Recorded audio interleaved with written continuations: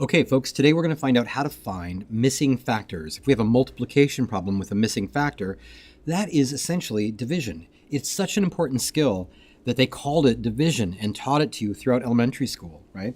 I really want to emphasize this. Let me say this again. Dividing is finding missing factors. And let me show you what I mean, right? So, for example, if I said to you, some factor, let's call it x, a missing factor, times 3 is 18, you would probably know that if I took 18 and divided it by 3, it would give me the answer I'm looking for. Really, I guess I should color code these, right? I want to say this number right here is called the product. And if you take the product of a multiplication problem, right? If you take the 18 and you divide it by one of the other factors, right? If I divide it by the other factor, in this case, the factor I want to divide it by is 3, right?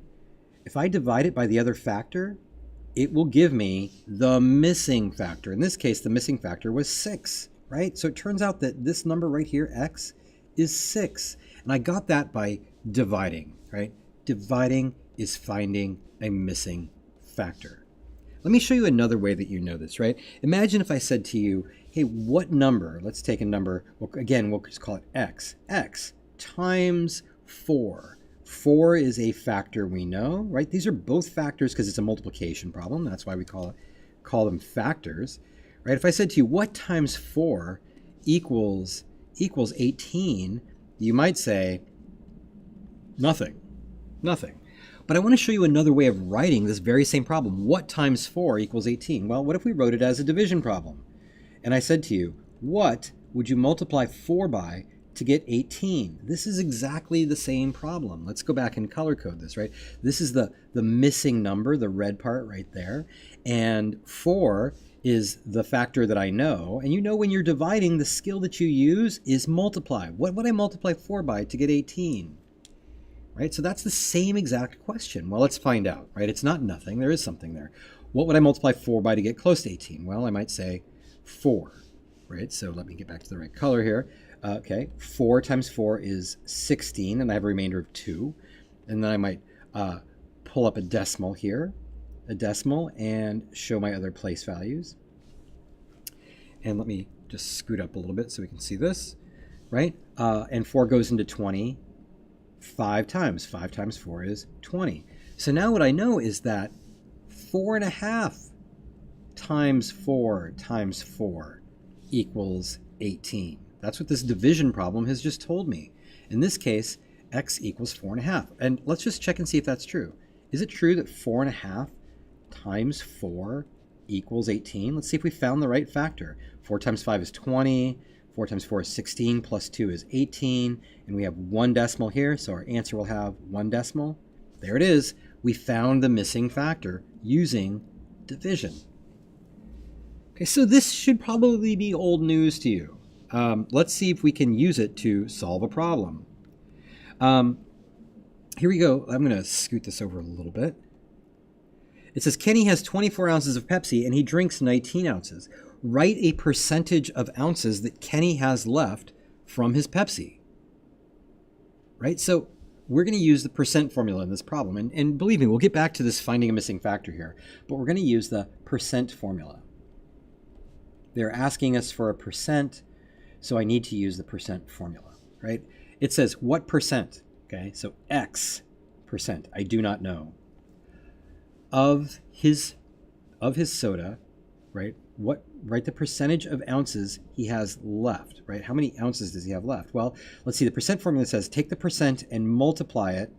Should use a different symbol here, and multiply it by the total. The total. Do you know how much total soda there was?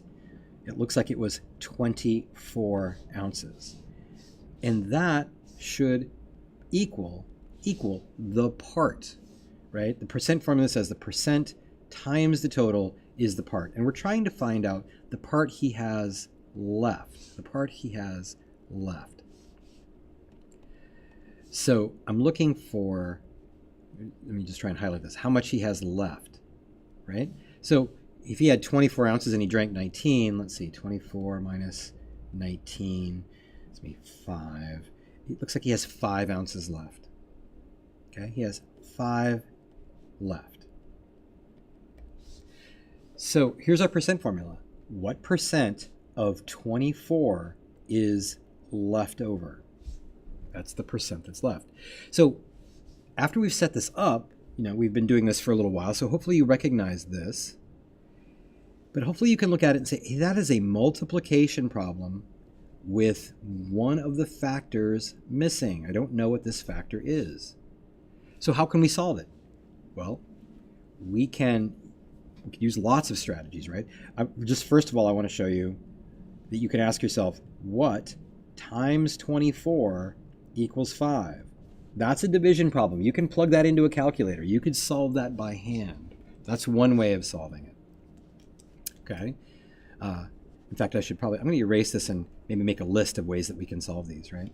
So let's make some space over here, right? I can just ask myself quickly, what number times 24 equals 5? That's one way we can solve this problem.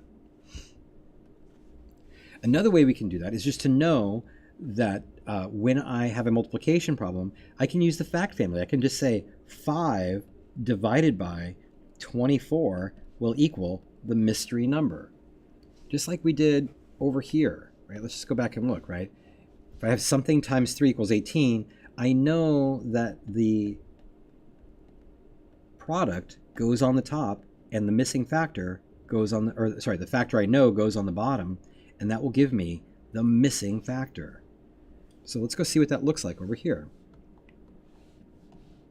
Right? I'm going to take the product and put it on the top and divide it by the factor I know, and it will equal the missing factor.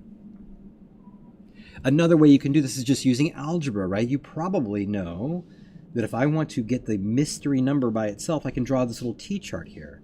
I can divide this side by 24, and I can divide this side by 24. So just keep an eye on this. What happens is when we do 24 divided by 24, those things cancel out. That 24 is gone, and I'm left with my mystery number, x.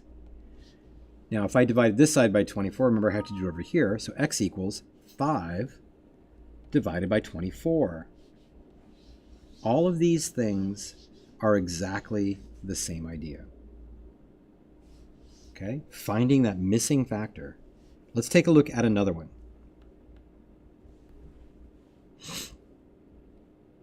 It says Mr. Botley has a 24-ounce smoothie. He drinks 10 ounces. Write the percentage of ounces that Mr. Botley has left from his smoothie. Round your answer to the nearest hundredth. All right, so I'm going to draw a little smoothie here. Comes in a can, I guess. The whole thing was 24 ounces. It says he drinks 10, right? So he drinks some of it away. It's gone. And so that's 10. And what he's left with is, let's make a nice like raspberry smoothie or something here. What's left? Well, 24 take away 10 is going to leave us with 14. Right? So this is the part he has left. Part left. I'm emphasizing this because they're asking us, write the percent that he has left. Right? We're looking for the part that he has left. So let's use our percent formula again. This is a percent problem. We're going to use the percent formula. So he has, we're looking for the percent. We'll call it X percent of, do we know the total? Sure, the total was 24. And that is the part that he has left. I shouldn't have used pink there, is 14. He has 14 left.